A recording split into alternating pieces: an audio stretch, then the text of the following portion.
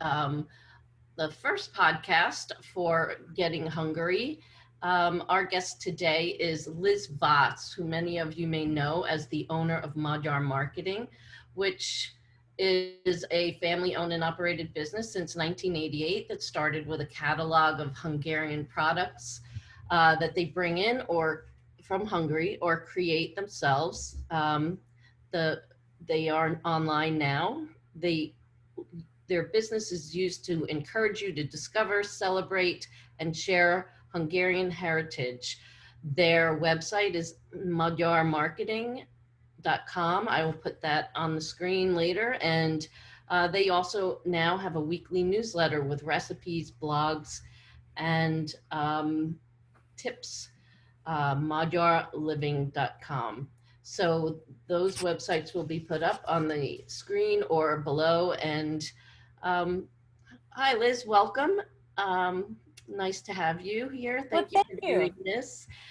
I think when we first found each other, you just had the catalog, I believe, and you sold the Hungarian related products. So can you tell us a little bit about yourself and how your family got involved in doing that and what the motivation was?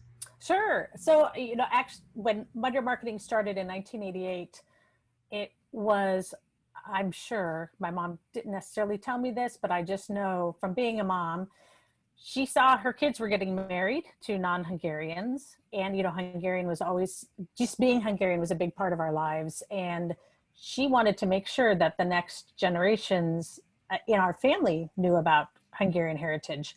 Plus, she knew other friends that their kids were also getting married, and people were worried, how are we going to pass on our Hungarian heritage? And so she was busy creating items, finding items that would help people make that transition easier as they passed it on to the next generation. So that is pretty much how it all started. But then when she passed away in 2008, then we decided that somebody should at least try to do the business, even though we had really big shoes to fill with her knowledge. She was a fluent speaker. She had already been doing tours to Hungary. So she knew a lot. The business had just grown year by year. And so for any of us to just absorb the business and just keep it moving from that point on, it was a lot. So were you fluent when you took it? I am not fluent. So that's a little bit of a challenge. That's part of why I do take Hungarian lessons, and I can understand more than I can speak. For some reason, I'm pretty nervous about speaking. So I get that. I've been studying it since 2003, and I still, actually hearing people speak it makes me a little bit nervous. Like, translating in your head, I have to kind of turn on that Hungarian brain. Yes, and I take a long time, I'm like, I'm 5 sentences behind where you are now, just trying to figure out what you're talking about. We'll get there. And we'll talk about your Hungarian lessons a little bit later. I wanted to show you, I have some of your, so this is a little bit of your, this is your website. And this is some of the products that you bring, which, oh my gosh, getting a little crazy here. So yeah, I see the product categories include clothing, baby gifts, books, cookbooks. How do you find everything? I mean, there's the Hungarian food. Is that like a little bit, challenging bringing food in from another country? So we often end up being the middleman for particularly food, because food has some special regulations, and for us to focus on that would just be, it's just my husband and I mainly that run the business, and so it would be hard to do that. So there is somebody that does bring in the food, and then we just resell it and offer it that way. Even our classes, so I don't teach the classes, but I find the other experts that can teach the class. And then you keep through the catalog or the online catalog as well. Right. So we do a catalog that we mail out once a year, and that's been a pretty standard thing for the last since 1988, we've had a catalog every year. But then there's more products that are online just because it would be too hard to have everything online that's online in the catalog. It would be too big. Okay, so so yeah, I see the lessons and I see the classes, there's the uborka, is that the pickles, and then you have books and T-shirts. I didn't realize how many Hungarian books there were, and I've read the Magda Sabo books, which she's a wonderful writer. She is. Yeah. My book club to read it, so they were very impressed. Yeah. Yeah, it's definitely, you don't have to be Hungarian to care about a lot of the books that we offer, but it's kind of a nice way to dig in a little bit further into your heritage. If you're a reader, then, you just learn a little bit more each time through the authors or the stories that are written. Yeah, Hungary's definitely a secret, a kind of the best kept secret of Europe, I think. Yeah. So you said you make some things as well. What are some of the things that you make to sell? And when I say make, I'd say that we created them, but probably there's another maker, like the Hungarian chef apron is one of those items. We have a mug that has the music for Azasape on it. And so that was kind of a fun project to work on. Then we have a Matyo mug, which has a really nice Hungarian embroidery look to it. Design. Yes. So that's part of how we make things. So it's not necessarily that I physically am the maker, but the creator, I guess is a better word. Okay. Yeah, and you have holiday items as well. I know you have those. I guess they're Christmas ornaments. They are eggs with the Hungarian fleur de lis or whatever it is, the flower design on. Yes. Eggs. So and there's eggs that people do use for Easter, but people have absolutely used them for Christmas as well, because it's just nice when you have something sweet like that. You want to kind of have it out and show it off different times during the year. And then we do have different Christmas ornaments. And yeah, we always have Salon that we sell at Christmas time. So there's just a pretty large variety. We have silver jewelry that I'm not the maker, but we have an artisan that makes those. And so then we just kind of in contact with so many different people who they bring something, they're from Hungary, or they bring something to the US that they're creating in the US, but they're Hungarian and their heritage comes out of that. And so that's usually who when we learn about them, then we talk to them and say, hey, can we offer your product? That's great. That's really nice. Yeah, I think there's so much to be seen on the website. So that's magyarmarketing.com. So also you have the tours well, what do we want to talk about? Yeah, you have some tours coming up next year, and I'm assuming your tours this year had to be canceled. They did. As everybody else. So why don't you talk about your tours, in general, and, Sure.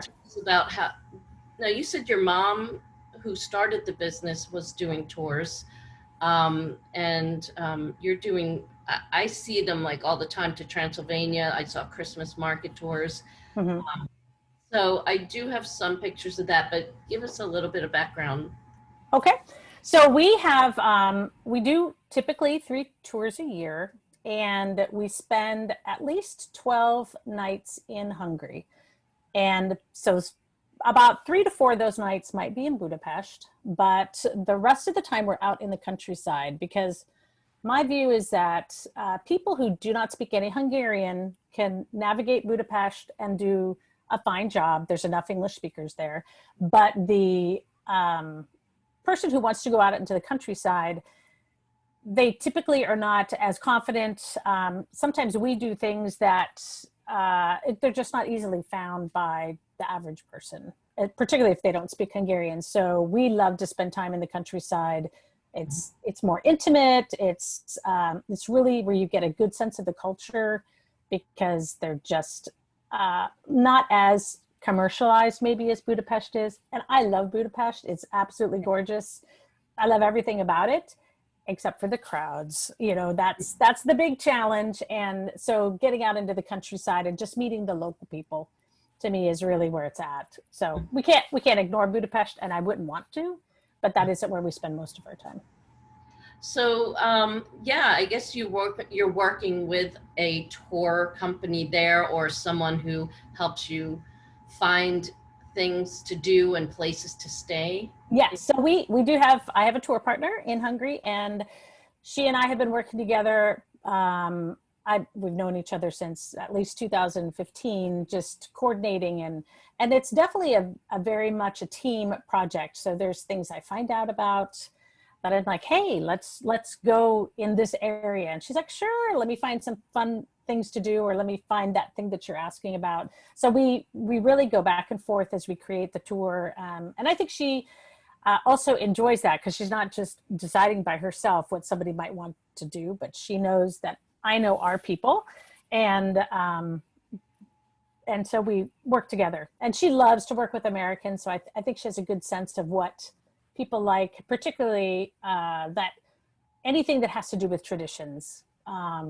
The Americans, as particularly if they have Hungarian heritage. Now, not everybody that comes on our tour has Hungarian heritage, but most people do. And usually the person that wants to be in Hungary for 12 nights, they're not trying to do a quick, river cruise and I'll see it for 2 days and I'll go.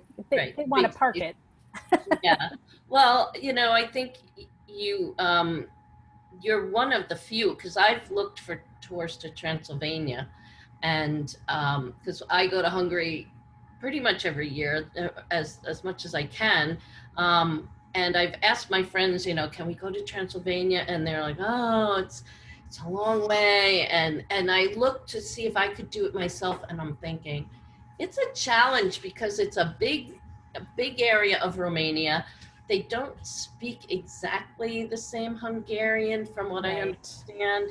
And there are certain places to see, but if you don't know your way around, I don't know how easy it is to get around. So I'm almost like, I want to go, but I want someone to bring me who's been there. And I feel like that's probably a safe, I'm going to see if I can bring it up here. I have a picture from your desktop too. Okay, share. And let's see if I can, it's not, oh wait, that's this one. This is the Transylvania. So yeah, so I see that you go to 13 nights, 4-star hotels, a castle, a spa, the Citadel, a lace museum. Oh no, that's not there. It's a different one, right? Blacksmith workshop, folk dance shows, a cooking course. It seems like you have a cooking course in almost every one of your tours. Is that true?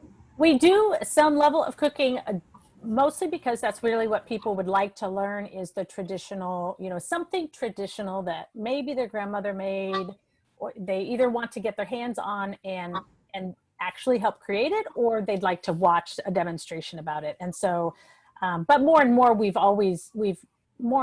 done things where everybody participates, and we create the meal together. Mm-hmm. And it's I think that's one of the challenges, is that people aren't necessarily cooking at home as much, or particularly if they don't live in a kind of a Hungarian pocket in the US, they don't get those nagymamas that are near them, that are cooking, that they get to, volunteer in the kitchen.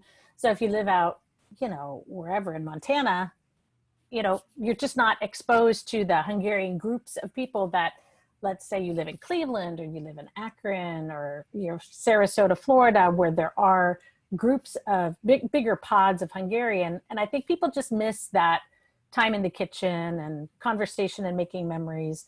And so we do try to encourage that and include it at least once in every trip. Yeah, I think that's a great feature. So is there anything different about the Transylvania tour? Because I looked online and you have a map of showing, you know, the route of the tour. Starts in Budapest, I believe, and Yes. it's a long tour, a long travel.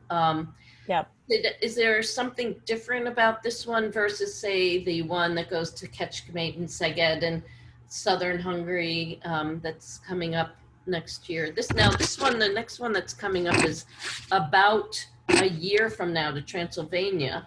Right. And so, just before that is the one to Kecskemét, Szeged, Kalocsa, Budapest. Southern Hungary, I guess that. Right, and we actually have some people that have asked, okay, if I'm come in for the first tour to the southern Hungary, can I just stay and go on the second tour too? Because then I don't have to buy another plane ticket, and I might as well just really get into things. So that's definitely an option. You know, Transylvania, I don't have a family tie actually to Transylvania.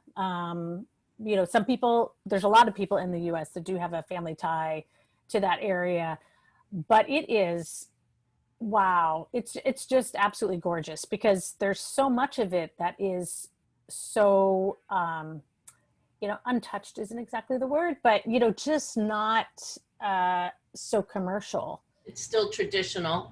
Yes. And, you know, it's just so sweet and refreshing, and the air is so clean, and the countryside or the mountains, you know, or the hills, you know, it's beautiful. And so for me, it's definitely something that we try to fit in once every other year, because it's just refreshing for me. It's probably the most refreshing, you know, if you're kind of in charge of a tour, it's not necessarily, you know, it's work time. Yes, but at the same time, oh my gosh, I know that. But going to Transylvania to me is like, oh, I love this. It's so refreshing to me to be there. So, and just, you know, I didn't grow up in these little villages, you know, I don't have an experience like that. So for me, it's so new, and it's so different, and it's just so beautiful, and the people are so sweet. The food's amazing, but it's a big territory. So it really, you know, some people are like, oh, I only want a 5-day trip to Transylvania. I'm like, you can hardly go anywhere. I mean, you know, you can't get anywhere in 5 days unless you're just in the car the whole time, and that's not fun either. So right. I'm going to put up this was one picture from the southern Hungary, the Kecskemét, Szeged. What is this? This is the an official, I have to think of the name, but it's in Kecskemét, and it's like the town hall kind of. Oh, so it's city hall. Yeah. Yep.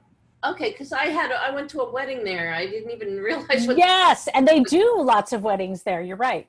Yeah, I lived in Kecskemét for a year, and I used to say, okay, Saturday after 5 is called Bridapalooza, because there were just wedding parties outside of town hall and the bride and groom lead everybody up the beautiful steps to this room. It's a beautiful room. And so we typically go there when we're in Kecskemét, and there's a little discussion about the room, and then we get some palinka, a little gift from the city. So it's very fun.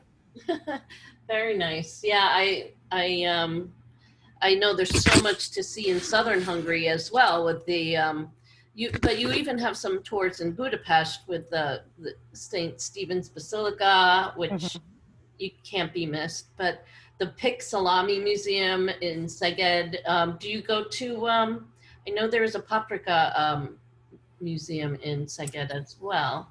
Or you go to Kalocsa. Yeah, we go to the one in Kalocsa, and then so for that tour, we'll also do some paprika picking just for fun. Wow, that's interesting. Fun to be out there, and you know, just to kind of get a little taste of what it's like.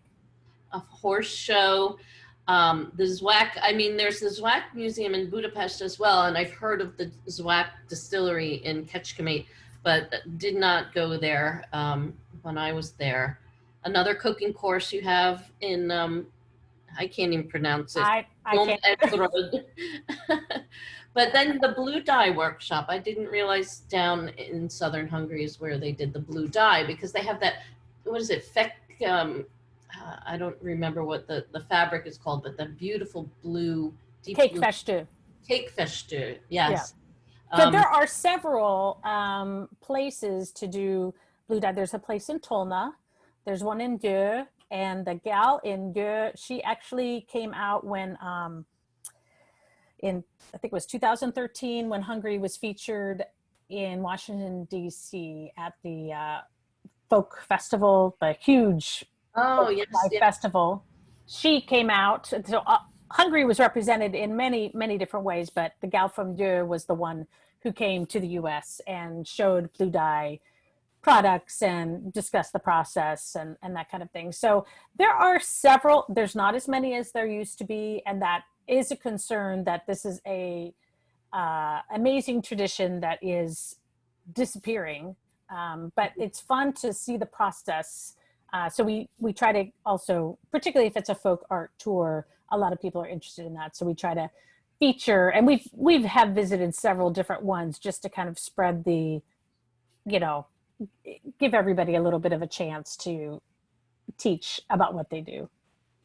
Yeah, I think that fabric is beautiful. So last year, I think, or in December 2019, did you do the Christmas tour? Yes. So we did it. It was a little bit shorter tour, and it basically started right as Advent was starting in Hungary. And that's a big deal there. It is a big deal, and I had no idea that it was such a big deal. So it was very nice to be there.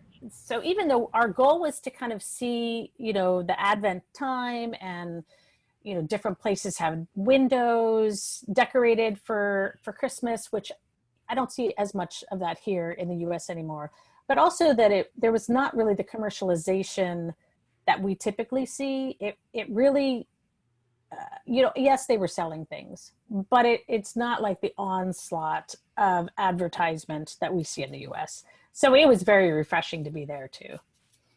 Which Christmas festival or markets did you go to in Hungary? I know Budapest. So we were in Budapest, and then we were in Sopron, and then we actually went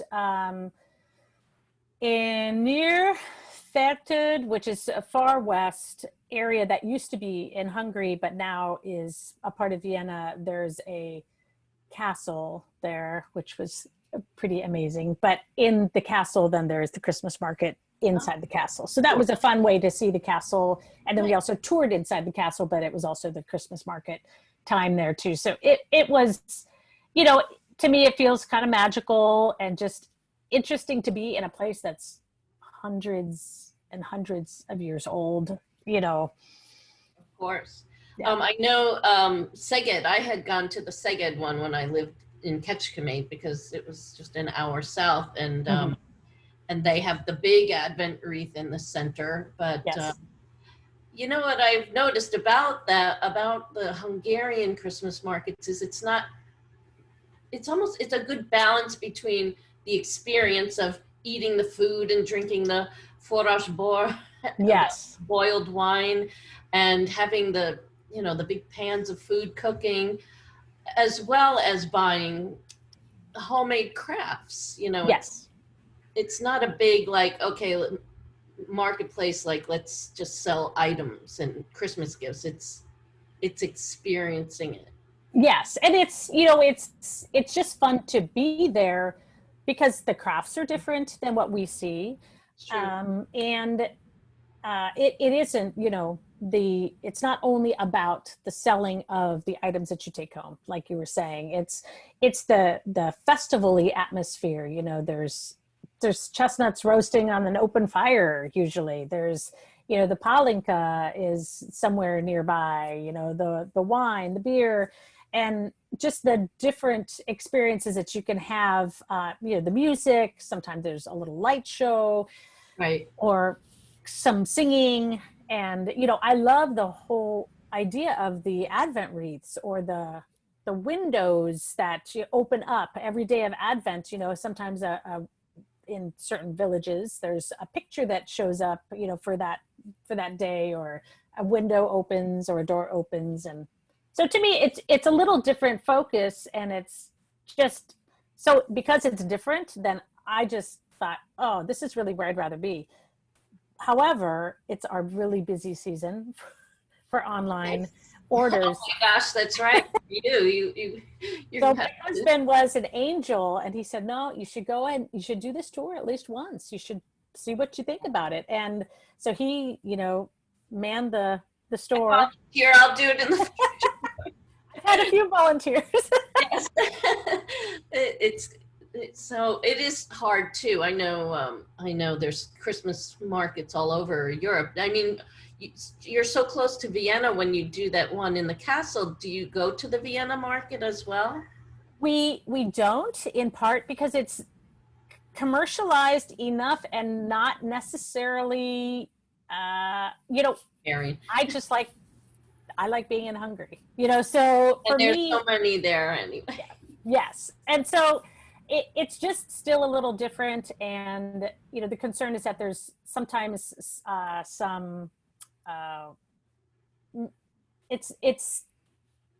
it becomes less of a homemade product and more of a, something made in China, or, something made somewhere else, and they're bringing it in bulk. And so yes.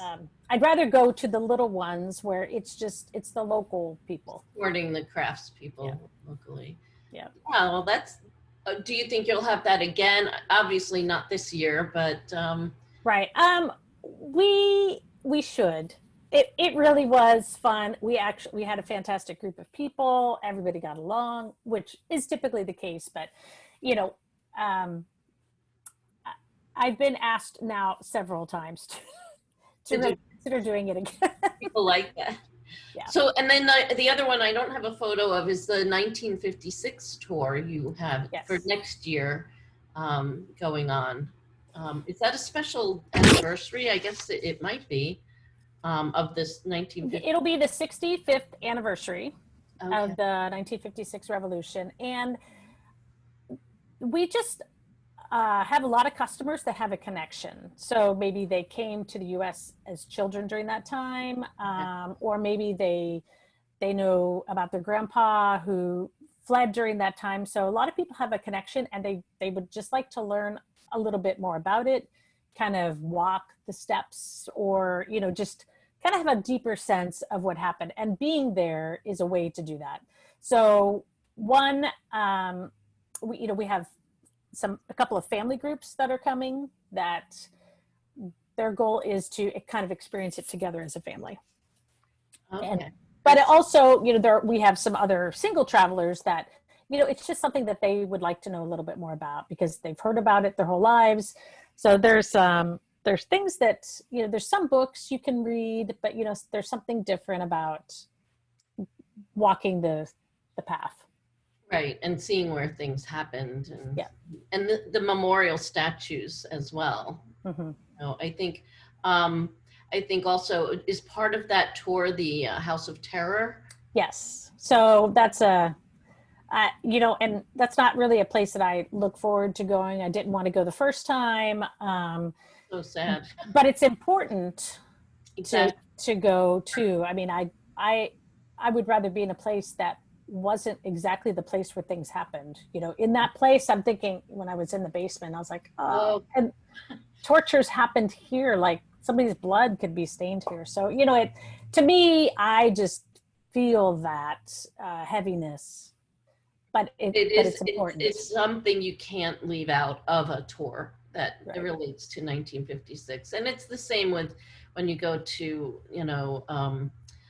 internment camps from the Holocaust. You don't want to be there and knowing what happened, but you have to see what it was to understand the history. So that's an important thing. But I think those are some great tours coming up for next year, and you're already signing people up. I know you're having some introductory Zoom sessions as well about that. And I don't know if my post will be up before you, but will you post those on your website or Magyar Living? Yes. So we will post it on our Facebook page for Magyar Marketing, and we will do several of those just because we know that it's important for people to at least see who we are, be able to ask their questions.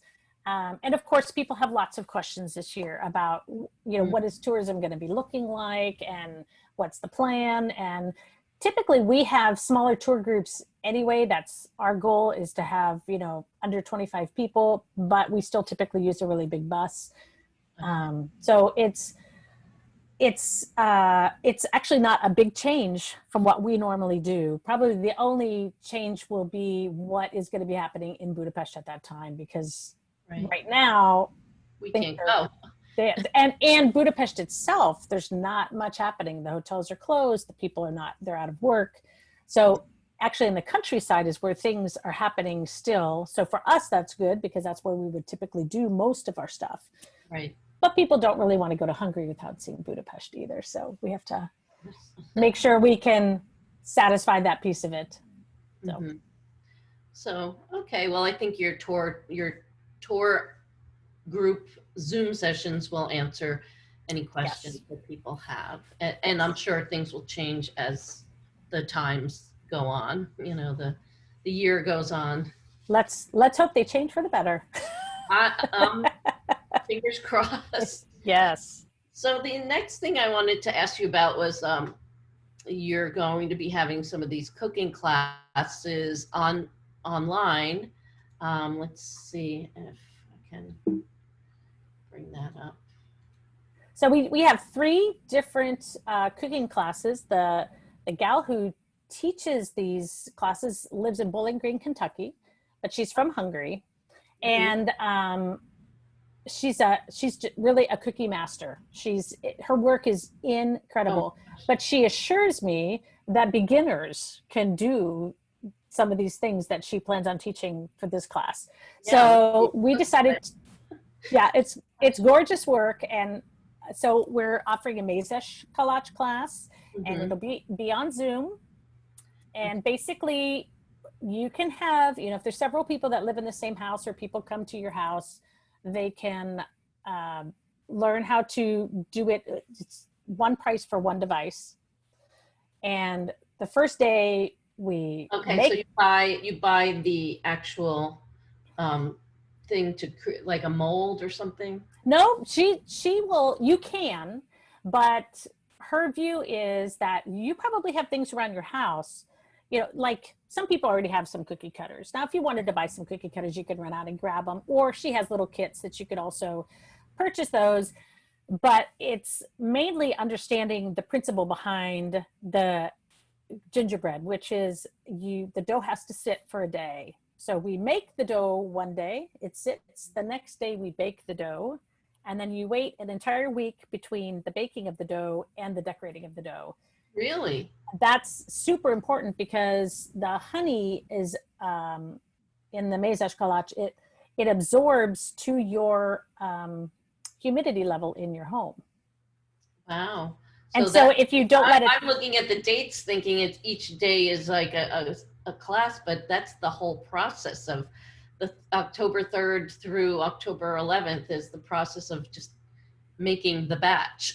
Yes. And it's so it takes time, but so like the price is $75, but if you start adding up the hours, it's not, you're not paying very much per hour for the teaching of somebody who knows what they're doing. I mean, she could bake these cookies in her sleep and decorate them too. I mean, she's just phenomenal. So it's a great opportunity to even gather people across the miles. So if you live in Florida and your sister lives in New York, you could both sign in, both pay the fee, but you take the class together.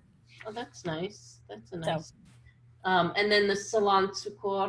Yes. So that's another, very traditional Hungarian Christmas candy, and it can be bought, of course, but it's more fun to make it. And, if we have time on our hands and you have the inclination and you like to make candy, then learning how to wrap it and decorate and decorate, or learning how to create the candy and wrap it in for decorating.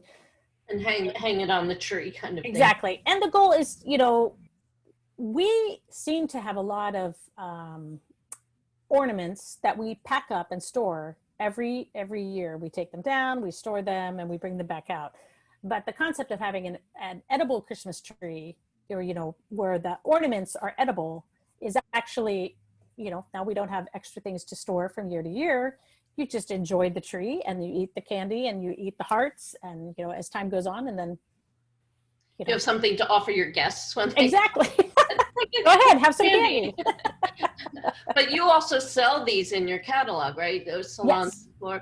Now, I know last year they sold out pretty quickly. They did. I'm not sure what happened last year. That it was a very interesting situation. So, so typically people will let us know by mid-October what they would like. So we usually open it up for people to give us their pre-order.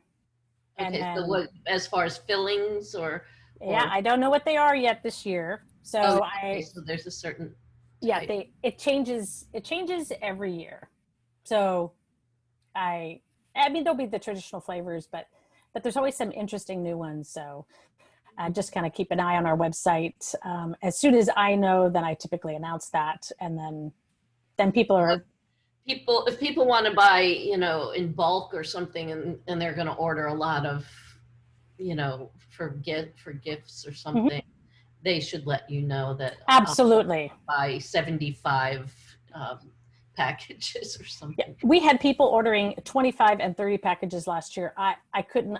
It's never happened before that like it happened last year.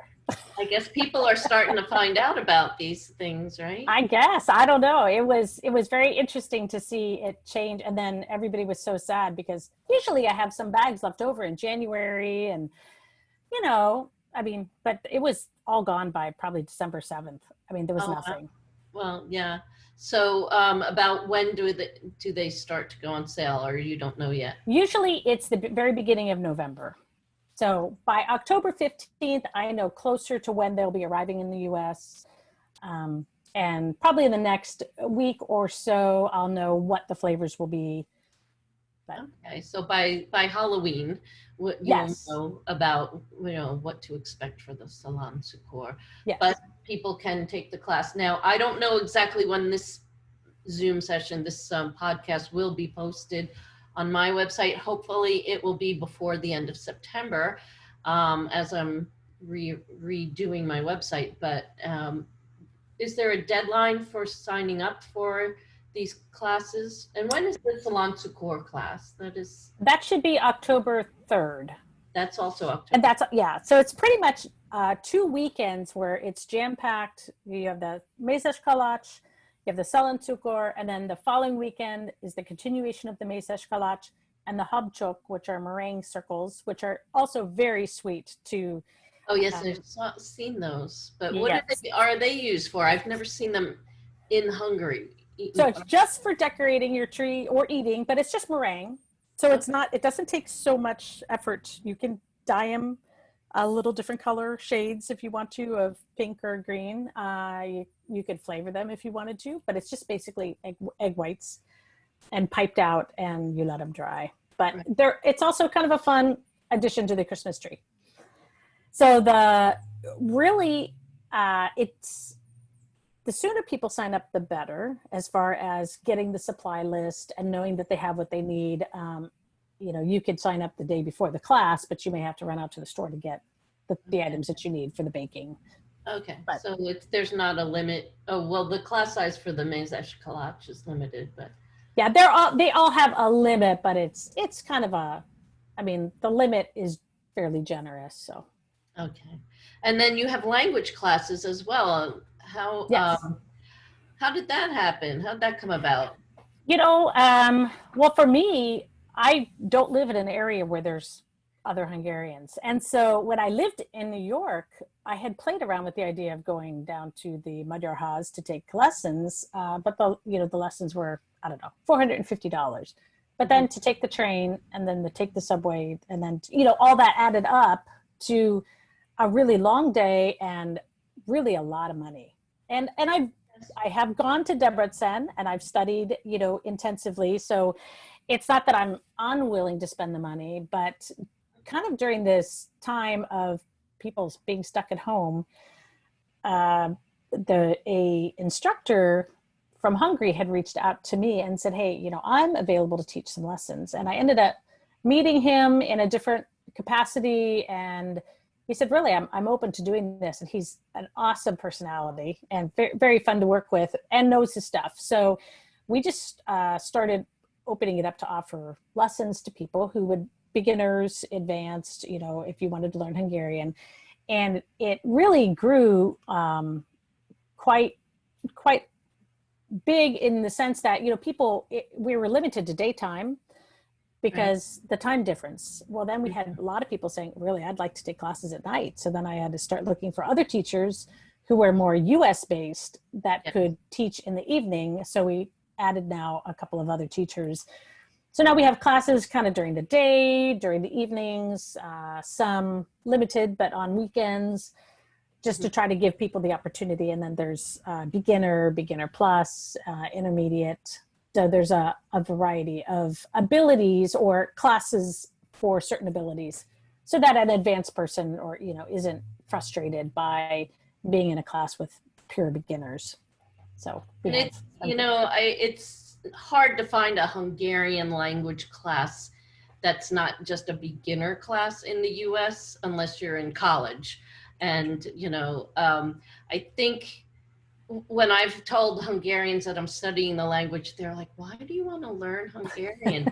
We're trying to learn English so we can speak to you. But, you know, I don't know about you, but I feel like it's almost out of respect or out of a sense of, I'm one of you, I'm Hungarian too, I want to converse in my traditional native language, which my grandmother spoke it and her mother spoke it, and that it ended there. So I don't know how, I know you said your mom spoke it, but. Sure. So my grandparents actually came over to the US. They were all, the three that came were children. So, you know, my great grandparents came over, they were as adults. And so then the children continued knowing Hungarian, of course, and then they added English. But as my grandparents each found each other to get married and go on to have my parents, they still spoke Hungarian at home. And so my parents actually learned Hungarian before they learned English, but they were born in the US. And so it's, you know, my parents didn't necessarily, I think they started out doing that with us, but my dad died when I was pretty young. I was about 6. So, you know, I'm sure my mom just had to decide, okay, well, we're not going to do that. We have some other important things to do. And not that it was unimportant, but it just, you know, after X number of generations, it's hard to say, you know, we were always exposed to it. We had Hungarian speakers in the home all the time. We know the songs. We can greet people in Hungarian, but we just weren't able to have a long conversation with anybody. So I always could tell what they were talking about. But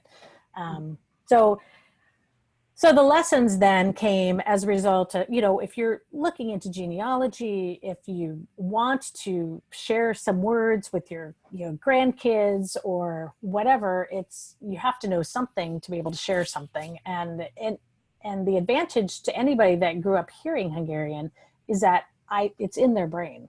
You know, they may not know that there are different sounds, or they may not have ever identified that, but if you heard it spoken, you heard all those different sounds. So they're not unfamiliar to you, like they would be for somebody who's never heard them. And so it's been a fun opportunity to, you know, they're stuck at home. They want to travel, they can't travel. And so what can you do in the meantime? Well, you can learn the language better so that when you travel, you're ready.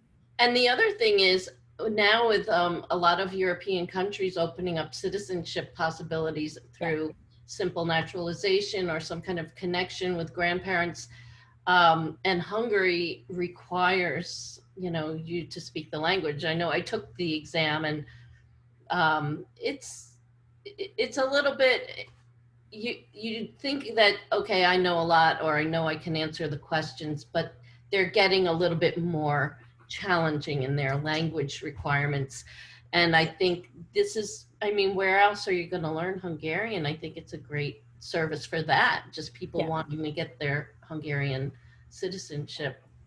Yes. And I think there's something to having a live teacher that you could ask questions of. So, you know, there's plenty of apps. There's, you know, websites here and there, but having a live person that can explain some nuances or help you, they can listen to you and your distinction in your pronunciation is super helpful. Right. So I just wanted to finish up with the recipes. Well, your newsletter. Also, you have not just the newsletter, but you know where. Wait, hold on. Let me get this. You know where all the festivals are in the U.S. as well. We love to go to the festivals, and of course, you know, this is a tough year, particularly for these groups that they're trying to, you know, survive, and a festival is usually a really big fundraiser. So so we're anxiously awaiting what it's going to look like in the future, but I think it's a little early to tell, depending on, you know, each state can govern themselves the way they want to, and so we'll just have to. When you advertise the festivals there, it's on Facebook. Is it also on this Magyar Living as well? Usually it is, but there wasn't really much to say, so we just so it's, I think it's in the Connect area. There's maybe something that current events, or I haven't looked at it in so long because I just haven't had to have anything on it. So in that area, there will be a drop down box. So we do. But they're great. The recipes, körzet and pogacha. I mean, these are really like real Hungarian things that, you know, you don't find here other than the mushroom soup, right? Yes. And, you know, I think they're not as intimidating. I mean, they seem intimidating, but if you get into it and you try just a couple of times, it's not out of our reach. You know, I don't know about you, but, you know, my family, it's not like they were extravagant cooks. The flavor was amazing, but it wasn't because what they were cooking was so complicated. And so it would behoove me to learn how to make some of those things, because it's not that they're that complicated. They're just delicious. Yeah, and körzet, it's a great thing to have at a holiday dinner or something, and the forró for the holidays as well, coming up in the winter, cold weather.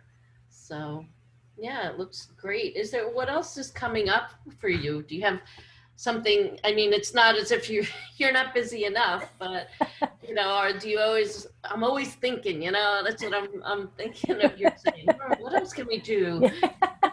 Well, you know, the lessons are the kind of a newer thing that we've been coordinating, and so things along that line. You know, we've got other ideas that we're kind of kicking around.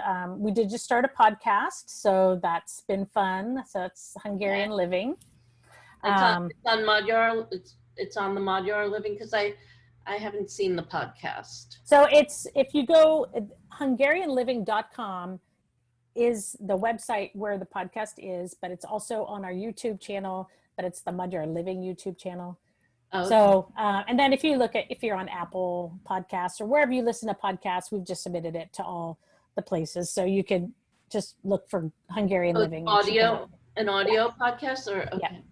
Yeah. So it's on YouTube, but just as a way to listen to it, but there's nothing video about it really. Okay. So that's been fun.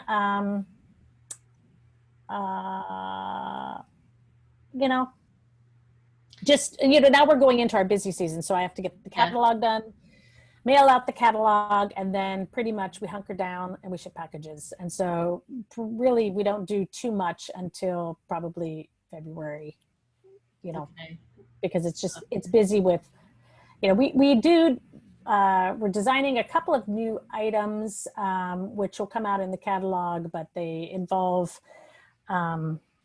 mugs that have partial maps of Hungary on them, but old Hungary. So if somebody knows their ancestral village, then. So you're going to be selling them, or? Yes. Yeah. Okay. And So now is that a digital version, or is that a something to hang up on the wall, or? No, it's more like a coffee cup. So there's, Okay. so there's those. I mean, we do have maps that we sell that are of old Hungary that you can put up on the wall too. But, you know, as people are thinking about genealogy, thinking about where their family came from, you know, they don't necessarily know, you know, we didn't even get into the history of Hungary, of course, you know, because that's another lengthy discussion. But, you know, where my great grandparents came from what is now Slovakia. One of mine too. You know, so that makes genealogy work challenging, interesting, but it's also, that's another good reason to at least know some Hungarian language so that you can navigate some old records as you're looking into genealogy. Exactly. Wow. Well, you've got a lot going on, and I'm really impressed with how you keep it going and make it look so easy. But honestly, it's been really nice getting to know all your different products and actually know what, like Magyar Living, the difference between that and Magyar Marketing, and now the podcast and the tours. I'm definitely tempted for the Transylvania Tour, so I'm going to be looking at that one. We'd love to have you. It's really, it's gorgeous. I mean, it's so fun, and it's just so unique. And especially, I love the people that have just been hanging on to these Hungarian traditions for so many years in isolation. You know, they're not connected to the mother country, and they're hanging strong. Okay. And well, let me just ask a quick question about the Transylvania. You know, everybody says, "Oh, Transylvania, Dracula." Is there anything in that tour that's Dracula related? You know, the castle, it actually is not even a exciting castle. You know, we have done it the last 2 times, and we finally said this time, okay, we're not doing it. You know, my tour partner is like, listen, there's nothing to this castle. Right, it's not even that exciting, you know, so we're not going to go to it this time. But it happens to be the thing that people do ask the most about. And you know, for me, there's so much more to Transylvania. You know, it's just such a beautiful place. Mm-hmm. And culturally, and the people are just so sweet, and the food's amazing. And so we're not going to visit it this time. It's not a Dracula tour. Exactly. A vampire theme. Right. Okay. Well, I really appreciate you being on the podcast today, and look forward to hearing more about what you're doing. So I will put your Facebook page links with this, as well as your Magyar Marketing link, which is, it's easy, magyarmarketing.com, magyarliving.com, and then you have the Hungarian Living podcast. Yes. So great. Good luck to you. And Thank you. I hope so much that we're able to travel back to Hungary next year. And absolutely. that your tours go well. And thank you for your time. Well, thank you for your support and your encouragement, and great questions. And we'll talk again. They meet you face to face. So it's not in person. Yes. And we'll talk again. You know, we always find something to chit chat about. So we're happy to chat again. So have a good one. Thank you. You too. Take care.